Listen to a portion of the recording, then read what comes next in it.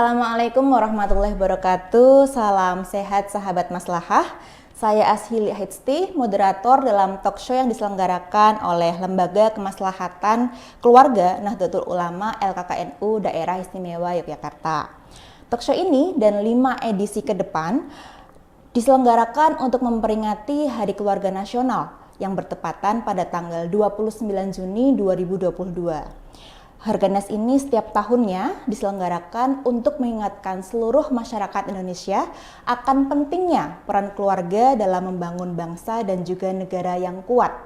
Pada edisi kali ini, edisi pertama, kita akan membahas terkait tentang mencegah stunting. Dalam kajian Islam, sebuah upaya mewujudkan keluarga yang maslahah. Pencegahan stunting ini merupakan tema besar yang diangkat oleh Harganas 2022 dan oleh karena itu LKKNU DIY membahas terkait tentang pencegahan stunting dalam kajian Islam untuk mewujudkan keluarga maslahah.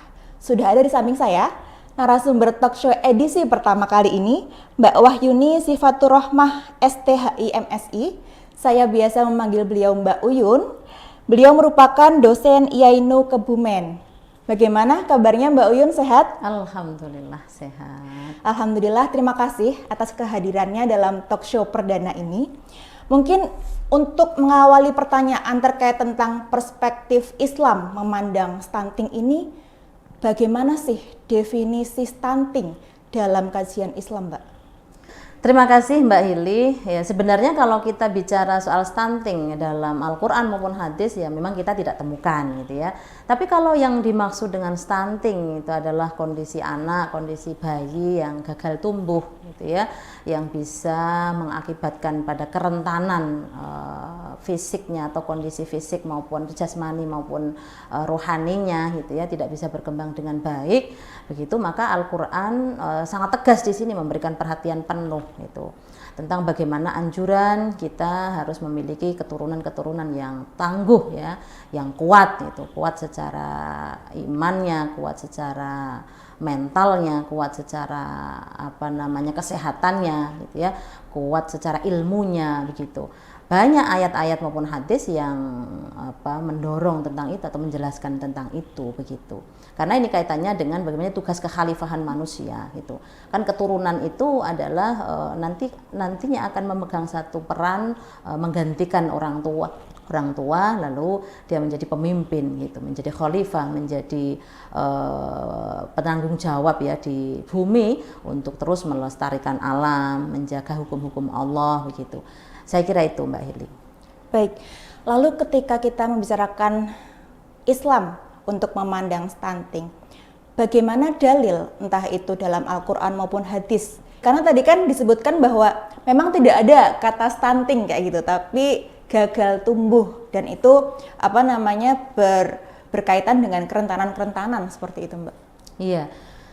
Iya, sebenarnya ada banyak ya ayat-ayat yang secara sharih ya, secara jelas disampaikan dalam Al-Quran. Salah satunya itu adalah dalam surat An-Nisa ayat 9. Di sana dikatakan Bismillahirrahmanirrahim, wal yakhshal ladzina law taraku min khalfihim dzurriyyatan dhi'afan khafu 'alaihim falyattaqullaha wal yaqulu qawlan sadida.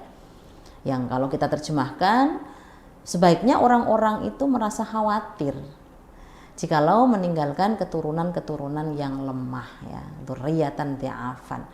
Ini kalimat yang tegas gitu ya, menggambarkan tentang bagaimana orang tua itu harus memiliki satu kekhawatiran apabila memiliki generasi yang lemah gitu ya. Lemah itu bisa dikatakan lemah fisiknya ya, karena terganggu kesehatannya misalnya, baik kesehatan lahir maupun batin. Kemudian juga bisa lemah iman misalnya ya, yang kemudian akan bisa menjadikan nasib anak ini menjadi tidak baik begitu. Kemudian ada juga lemah ilmu gitu ya. Jadi orang tua memang harus memastikan betul bagaimana keberlangsungan daripada generasi masa depan itu adalah generasi-generasi yang tangguh, generasi-generasi yang kuat, yang siap untuk memikul tanggung jawab sebagai penerus gitu ya, kepemimpinan di masa yang akan datang gitu. Nah, sejalan dengan itu dalam hadis juga dijelaskan ya, bahwa Nabi Muhammad menyukai atau sangat mencintai umat ya, orang mukmin yang kuat gitu. Habul mukmin ya qawiyun gitu. Yang paling disenangi itu adalah orang mukmin yang kuat.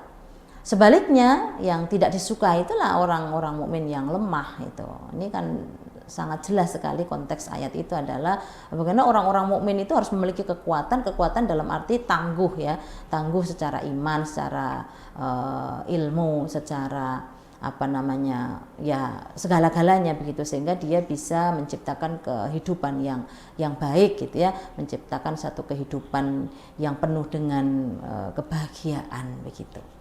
Saya kira itu. Ketika tadi dalil-dalilnya itu mengatakan bahwa kondisi yang buruk itu adalah yang lemah ataupun rentan, apa sih Mbak faktor-faktor yang menyebabkan kerentanan itu terjadi yang berhubungan dengan stunting? Bicara soal faktor stunting ya sebenarnya banyak sekali ya. Kalau WHO sendiri juga sudah punya apa kriteria gitu atau faktor-faktor itu. Tapi kalau menurut saya itu dalam konteks agama itu ada 3 hal yang paling mendasar, yang paling pokok ya.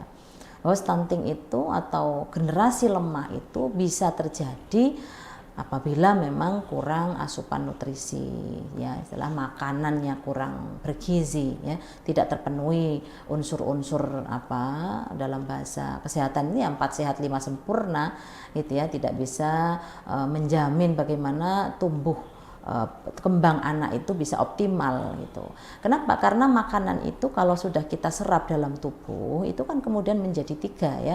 Yang pertama itu adalah menjadi darah ya, menjadi darah. Kemudian yang kedua itu adalah tersimpan dalam saripati.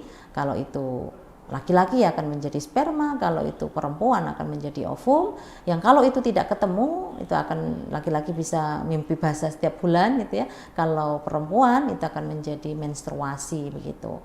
Nah, lalu yang ketiga itu makanan akan menjadi kotoran. Nah, kita tahu bahwa makanan ini adalah kebutuhan pokok ya. Kebutuhan pokok, apabila asupan makanan itu terpenuhi dengan baik, maka akan menjadikan kehidupan itu juga menjadi sehat gitu. Nah, itu yang pertama. Dalam hadis dalam Al-Quran juga banyak disebutkan tentang bagaimana Nabi gitu ya menganjurkan kita harus memilih makanan yang menyehatkan. Dalam Quran juga dikatakan di sana, wahai orang-orang yang beriman gitulah, makanlah dan minumlah segala yang ada di bumi ini yang halal, yang thayyib ya.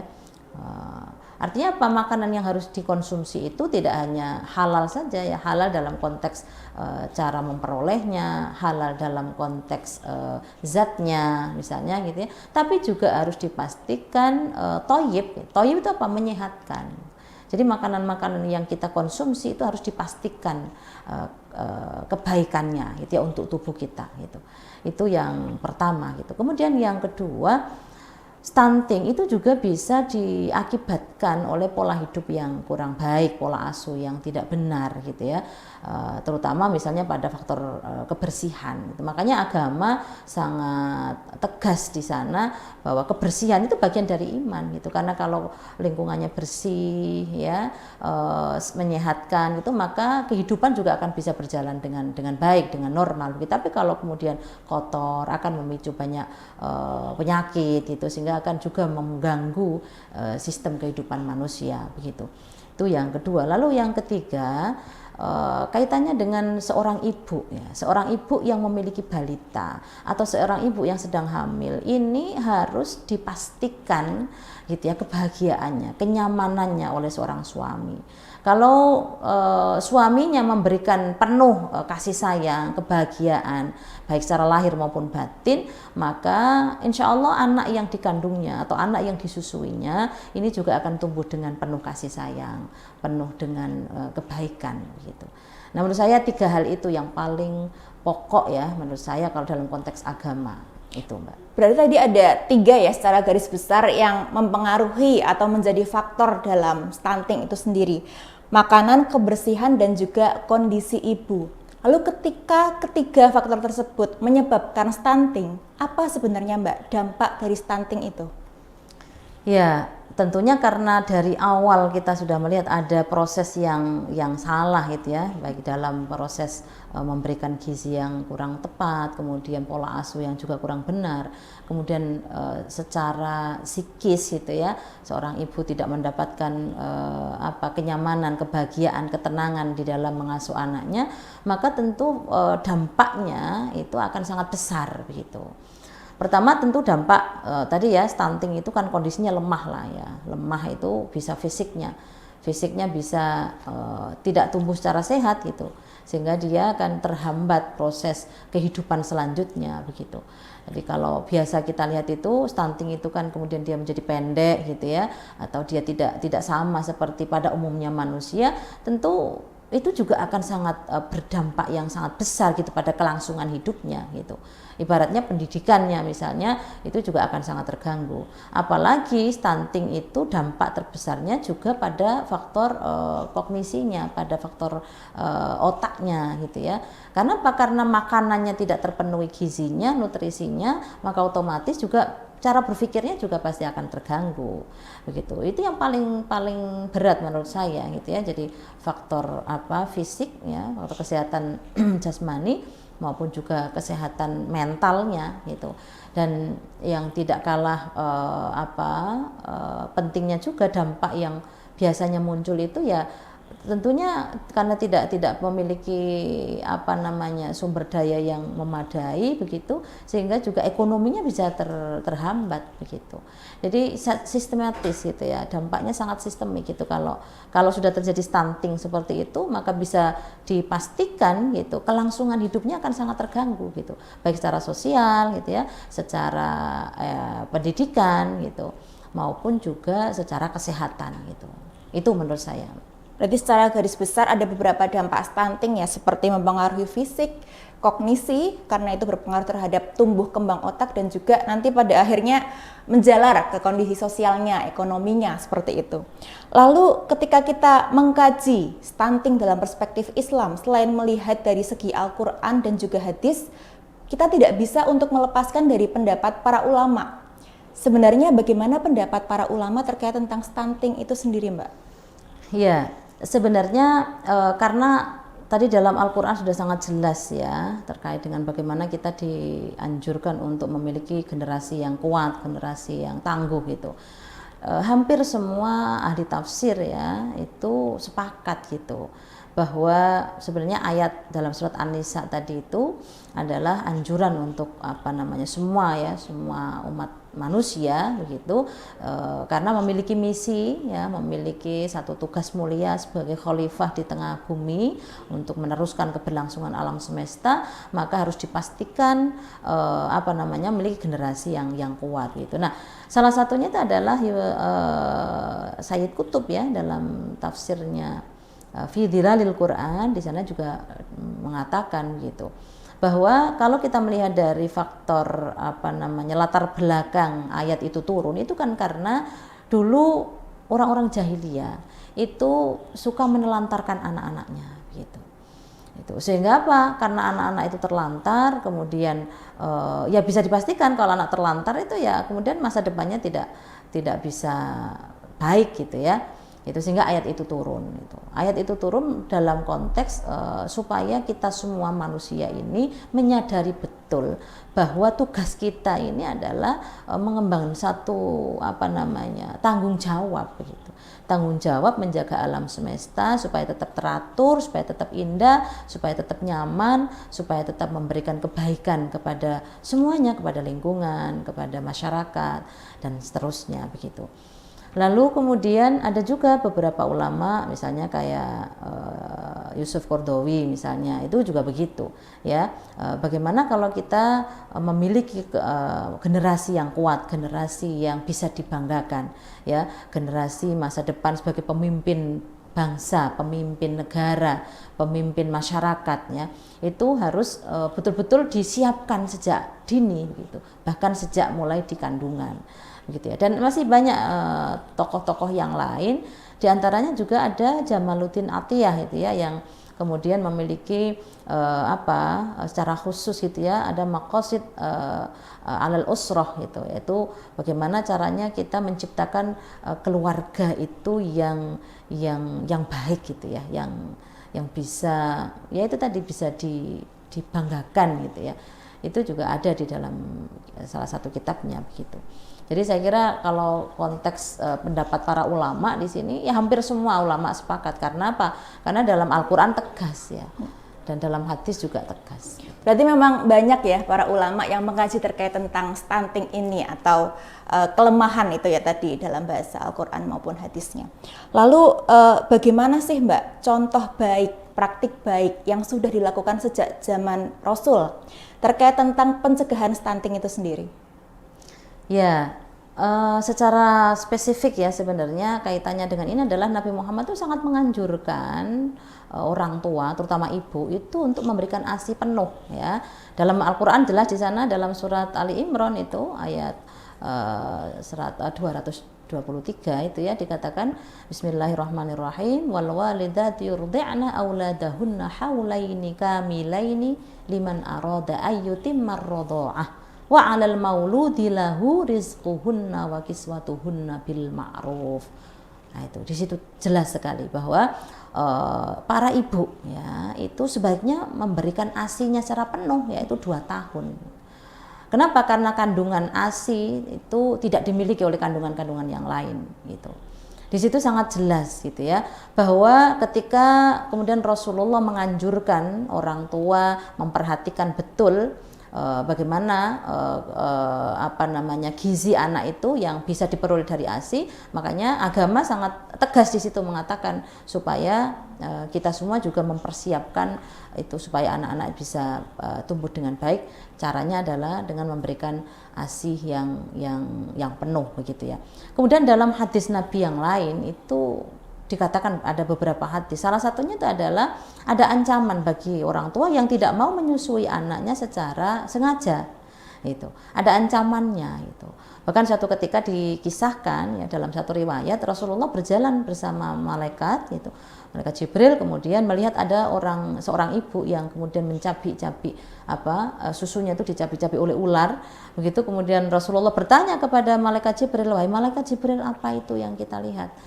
Kemudian malaikat Jibril mengatakan bahwa itu adalah ganjaran gitu ya, gambaran tentang ganjaran orang tua atau ibu yang tidak mau menyusui anaknya secara sengaja, yang tidak ada unsur syar'inya, mungkin karena tidak sakit, tidak apa, lalu dia tidak mau menyusui. Nah, itu seperti itu gambarannya. Kemudian juga ada hadis Nabi yang lain gitu ya, bahwa orang atau seorang ibu yang mau menyusui anaknya satu isapan, itu ganjarannya atau pahalanya itu sama seperti memerdekakan satu budak mukmin. Itu kan luar biasa. Bahkan Imam Ali ya radhiyallahu anhu itu mengatakan tidak ada susu di dunia ini yang sebaik susu ibu itu untuk tumbuh kembang anak itu.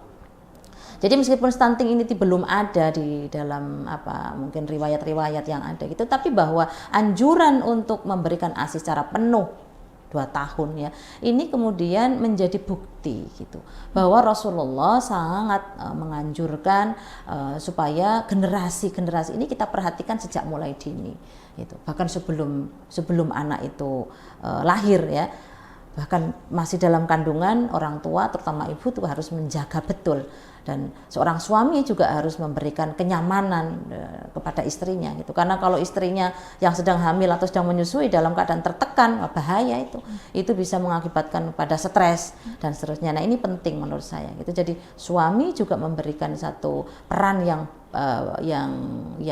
kuat atau peran yang luar biasa di sini, yaitu harus menjamin istrinya dalam keadaan yang tidak stres ya, dalam keadaan yang baik, terpenuhi kebutuhan lahir dan batinnya. Makanya dalam ayat tadi itu kan dikatakan wa 'alal mauludi lahu rizquhunna wa kiswatuhunna bil ma'ruf ya, wajib bagi suami. Nah, ini disebutkan di situ.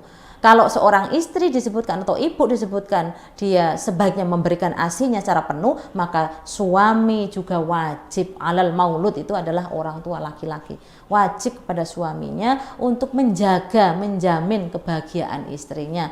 Jangan biarkan dia stres, Jangan biarkan dia tidak terpenuhi hak-haknya. Itu artinya apa ya? Makanannya juga harus dijaga, ya, kelelahan tubuhnya juga harus dijaga, bahkan mentalnya juga harus dijaga, tidak boleh stres.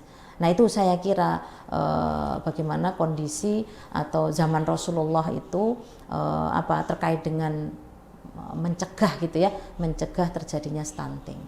Berarti luar biasa sekali ya dorongan sejak dulu terkait tentang anjuran pemberian ASI, dan itu juga sejalan dengan kampanye-kampanye yang saat ini marak, pemberian ASI eksklusif seperti itu ya Mbak ya. Betul. Lalu terkait tentang tema kita Mbak, mewujudkan keluarga maslahah. Bagaimana sih mewujudkan keluarga maslahah yang bebas stunting itu sendiri?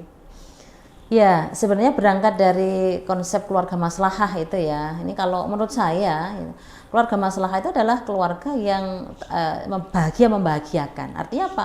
Keluarga yang bahagia, yang membahagiakan itu adalah keluarga yang sudah terpenuhi kebutuhan primernya, kebutuhan pokoknya. Gitu. Yang kalau dalam konteks agama itu ada 5 kebutuhan primer, kebutuhan pokok yang melekat ya dalam setiap jiwa, dalam setiap individu. Itu adalah yang pertama adalah hifdzuddin gitu ya. Keluarga yang di situ bisa beribadah dengan benar. Ya, agama terjaga dengan baik, tidak ada paksaan di sana, tidak ada konflik di sana gitu ya. Jadi orang yang bahagia itu adalah keluarga yang di sana digambarkan mereka nyaman gitu dalam menghadapi kehidupan, baik dalam beragama, kemudian yang kedua juga hak untuk hidup ya, atau hifdzun nafas itu menjaga jiwa itu. Jadi seorang orang yang bahagia itu adalah orang yang tidak ketakutan gitu ya, orang yang tidak merasa tertekan oleh apapun gitu. Jadi orang yang merdeka dalam arti kata dia tidak merasa tertekan oleh hal-hal yang mungkin ancaman dan seterusnya gitu ya. Dia hidup secara normal, secara baik begitu. Itu. Kemudian yang ketiga itu adalah hifdzun nasl gitu. Nah, ini yang penting gitu. Bahwa keluarga bahagia itu adalah keluarga yang memiliki keturunan-keturunan yang baik ya, memiliki keturunan-keturunan yang soleh, yang soleha, yang membanggakan. Tentunya kan tidak kemudian lalu otomatis memiliki anak yang soleh tanpa diawali dari proses yang sangat panjang tadi. Gitu ya, bahwa memiliki anak yang soleh itu bahkan kalau dalam konsep agama Islam itu harus disiapkan 25 tahun sebelumnya kan begitu.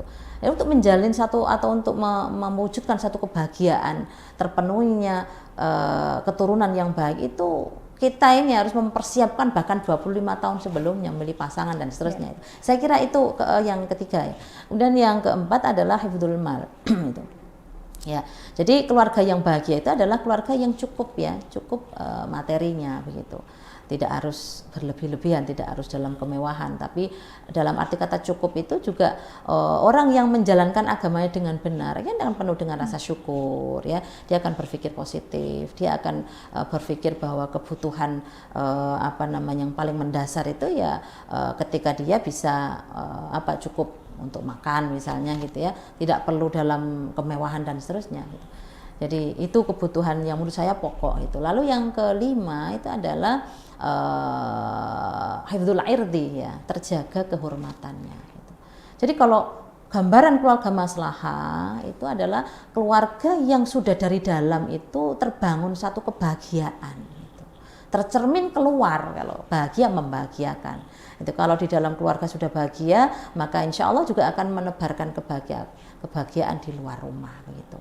Nah, keluarga yang bahagia membahagiakan itu tentunya kesehatannya juga terjamin tadi ya. Kalau hifdzun nafas tadi kan kebahagiaan kesehatannya terjamin gitu. Tentunya anaknya hidup sehat, keluarganya juga hidup sehat, sejahtera gitu ya, tidak ada penyakit, tidak terganggu, anaknya hidup secara sosial juga baik gitu ya, dengan sosial dengan teman-temannya juga tidak ada gangguan, tidak ada tekanan dan seterusnya. Nah, kalau sudah terpenuhi seperti itu, maka insya Allah akan tercipta gitu ya keluarga yang maslahah.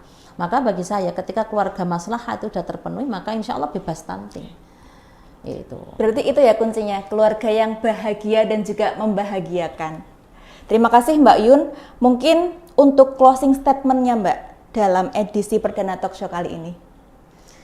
Iya, saya secara ya sebagai orang tua ini ya, sebagai orang tua yang juga memiliki anak-anak gitu ya, mari kita jaga betul generasi-generasi kita ya, anak-anak kita supaya menjadi generasi-generasi yang seperti digambarkan dalam Al-Qur'an ya, yaitu generasi yang kuat, generasi yang tangguh, generasi yang soleh ya, generasi yang bisa taat kepada Tuhan, taat kepada orang tua, kemudian berguna bagi agamanya, berguna bagi nusa, bangsa dan juga masyarakatnya ya. Dan akan terpenuhi satu generasi yang baik kalau kita juga menjaga pola hidup yang benar, pola asuh yang benar gitu ya, dan juga kesadaran bahwa kehidupan di dunia ini adalah untuk menebarkan kebaikan, untuk kemanfaatan, dan kita juga memiliki tugas untuk menjaga keberlangsungan alam semesta. Saya kira itu penting Mbak Hili ya, tugas kita memberikan contoh kepada keluarga-keluarga di luar sana agar menjadi keluarga yang yang soleh ya, yang soleh itu yang patut, yang baik, yang maslahah ya, tidak hanya bahagia di dalam rumah saja tetapi juga membahagiakan di luar rumah. Itu kuncinya di situ. Baik, terima kasih Mbak Yun atas seluruh ilmu yang sudah disebarkan kepada kita sahabat maslahah terkait tentang tadi sudah banyak sekali dibahas definisinya, bagaimana praktik baiknya selama kehidupan Nabi dan juga Rasul, dan juga faktor dampak, dan juga bagaimana cara mewujudkan keluarga maslahah yang itu kuncinya adalah bahagia dan juga membahagiakan. Terima kasih sekali Mbak Yun atas kehadirannya, atas ilmunya, dan juga sahabat maslahah, kami ingatkan bahwa kita setiap harinya di jam 2 siang akan ada talk show dengan tema-tema stunting dari berbagai perspektif. Ada dari perspektif psikologi, ekonomi, kebudayaan, saat ini adalah teologi, dan beberapa perspektif lainnya. Jumlahnya ada 6 di setiap harinya hingga tanggal 29 Juni 2022. Kami pamit, terima kasih. Wassalamualaikum warahmatullahi wabarakatuh. Waalaikumsalam.